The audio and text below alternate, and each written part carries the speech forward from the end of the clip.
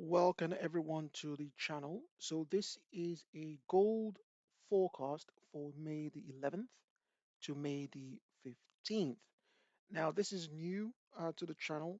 So if there's something specific that you want to see, please let me know so I can make adjustments in the next video.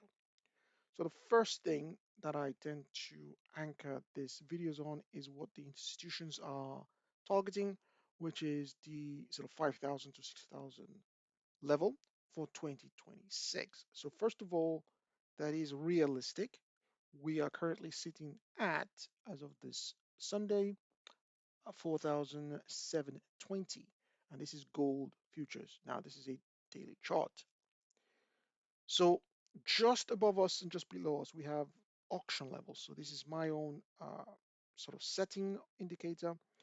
You can't find this anywhere. It's sort of an internal indicator, and this shows me equilibrium. Now, based on that, what that tells me is if price can get above it, then the 5,000 level is definitely at reach. More importantly, we can head to this 5,200, which is the actual next auction level. So when price breaks an auction level, it will seek the next auction level. And just below it, we've created this little micro auction level. If we break that, then we will be heading towards potentially the 4,200 auction level. Now there is another one just between it, but it's basically been used multiple times, which basically makes it weak.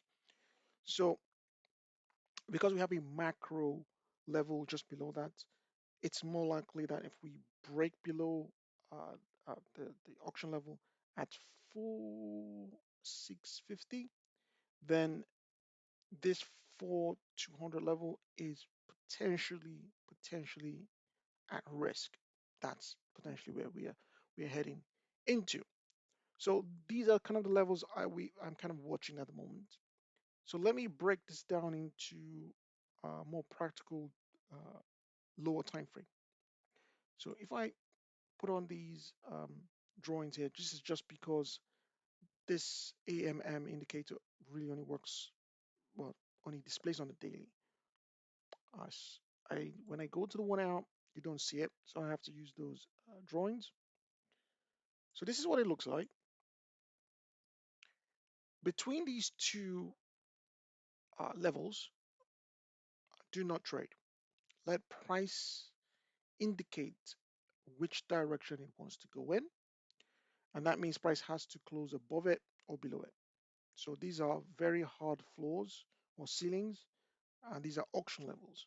So we really need to see how price interacts with these levels to determine what it's going to do next. If price is stuck between them, then it's basically going to be going sideways, right? It's in a consolidation if you must, or it may go into a contraction. So on the daily, there are specific price mechanics and signatures that we look for. That's not the topic of today's video, but there are certain things we look for on the daily. The key thing here is the interaction. There are two types of interaction I'm looking for. One is what I just call a reaction, which looks like a retracement or a reversal. So we are in a short-term uptrend. Again, this is based on the hourly. Therefore, any retracement or reversals will be going in the opposite direction. And that's interaction with the auction above it. The second thing I'm looking for is not a reaction. I like to call it an expansion. This is where price wants to go through it. And the activity or the signature of price based on how it sort of interacts with that auction level is very different from a reaction. It's very different. I'll go through that in different videos, but price will just break through it. Sometimes it will consolidate just below it in this case without actually interacting with the level, and then it will break. So that's one signature of price when it wants to expand through a auction level. And when it does that, it wants to seek the next auction level. So that's what it looks like on the lower time frames. I only use two time frames with the AMM, the 1 hour, and the daily. So let's go back to the daily and let's sort of summarize where we are right now. So if I take this off, so we are currently at 4,720. The institutions have a 2026 target at 5,000. That is realistic, but there is an auction level at 4,800. So we need to close above it to target the 5,000. You can use the hourly close as a reference, but ultimately daily is what determines whether or not we are going to the 5,000 level. As I explained earlier, there are certain signatures that we are looking for on the hourly, but if the hourly is going beyond the midpoint of that auction level, then there's a very high probability that it's going to break that auction level. Very rarely does it go to the midpoint and then reverse from the midpoint. It usually means it's going to break it at some point. Below price right now, which is at the 4,650, there is a micro auction level, and this has been recently created, so it's fairly brand new. It's not even being touched. So that can support price, or price can go through it. If price closes below it, then the next potential auction level is actually this 4,000, 4,500 ish. Yeah, 4,000. Let's say 4,500, um, which we just came out from. That means if we can close below that level, that is indicating it wants to then seek the next level, right? So that's the way it works. If we close below 4,600, we are going to 4,005. And if we close below 4,005, we are going to go to 4,003, which I don't expect to hold because it's not as strong. So therefore, we were going to 4,002. All right. So there's quite a few levels we can go through. But if we zoom out a little bit, then for 2026, there's still a couple of months to go. We are technically trapped.